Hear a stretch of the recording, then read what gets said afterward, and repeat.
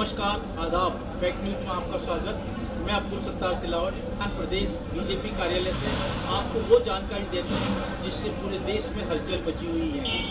लोकसभा का मानसून सत्र शुरू हुआ और लोकसभा में जानकारी दी गई कि 2023 तक देश में मुसलमानों की कुल आबादी 19 करोड़ 75 लाख, जी हाँ 19 करोड़ 75 लाख की आबादी की घोषणा की गई।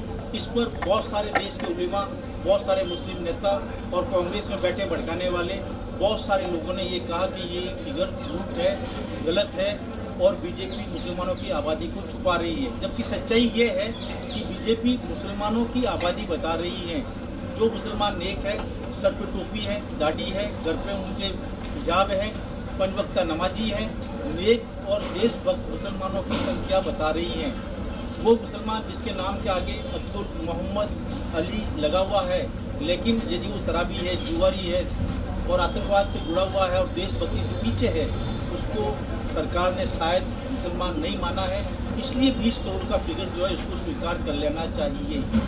हम आज ये भी बताना चाहते हैं कि अगर 20 करोड़ नहीं 40 करोड़ मुसलमान आबादी बता दी जाती है लोकसभा में, तब क्या हम इलेक्शन चलाना बंद कर देते, हम पर्चे निकालना बंद कर देते, क्या हम IAS या IPS बन जाते? नहीं, शायद ऐसा नहीं है। ये भ्रामक स्थिति पैदा की जा रही है जिससे मुसलमानों में भटकाव हो जाए।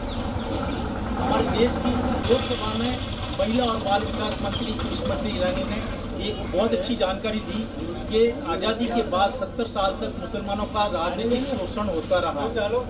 इस बात को आप भी गौरव फिक्र से जान दीजिए। उन्होंने बताया कि 2014 PM नरेंद्र मोदी ने जब से सत्ता संभाली है, हिंदुस्तान के 50% मुसलमान जो बेघर थे, जिनके पास रहने के लिए कुछ नहीं था, उन्होंने प्लॉट खरीदे, उनके मकान बने और आज वो अपने आशियाने में बैठे हुए हैं। जी हाँ, ये जानकारी भले ही राजनीतिक रूप से और लोगों के लिए बहुत अलग हो सकती है, लेकिन पसमानदा मुसलमान और आज का देश का युवा मुसलमान जो कांग्रेस को छोड़ करके अन्य पार्टियों के साथ, चाहे वो ओवैसी हो, चाहे केजरीवाल हो, और अब जब देश के प्रधानमंत्री ने पसमानदा मुसलमानों को गले लगाने की बात कही है, तो देश का युवा मुसलमान बीजेपी की ओर भी बढ़ रहा है। हो सकता है 70 साल तक जिन लोगों की रीढ़ की हड्डी मुस्लिम वोटर बना हुआ रहा, उनके लिए बहुत विपद बात हो सकती है, लेकिन आज की जो दौर है उसके अंदर युवा मुसलमान भटकने के लिए नहीं, अपने भविष्य को सुरक्षित करने के लिए देश के और लोगों के साथ सभी राजनीतिक पार्टियों से जुड़ने की ओर बढ़ रहा है। उनसे जो युवा मुसलमान और अच्छी विचारधारा के मुसलमान हैं, वो कहते हैं कि देश में इंदिरा गांधी, पंडित जवाहरलाल नेहरू, राजीव गांधी के वक्त की कांग्रेस अब नहीं रही है, जब मुसलमानों को सत्ता में भागीदारी दी जाती थी, संगठन में भागीदारी दी जाती थी। लेकिन आज जब वो बात नहीं है, तो कांग्रेस को ये हक नहीं है कि वो गुजरात दंगे में बिल्किस बानो के हत्यारे या बलात्कारियों को छोड़ने की बात कहें। यही बात राजस्थान के अशोक गहलोत पर लागू होती है, जब न्यायालय ने बम ब्लास्ट के आरोपियों को दोष मुक्त करके बेगुनाह साबित कर दिया, तो उनके खिलाफ आपकी कांग्रेस की सरकार सुप्रीम कोर्ट में गई है उनको गुनाहगार साबित करने के लिए।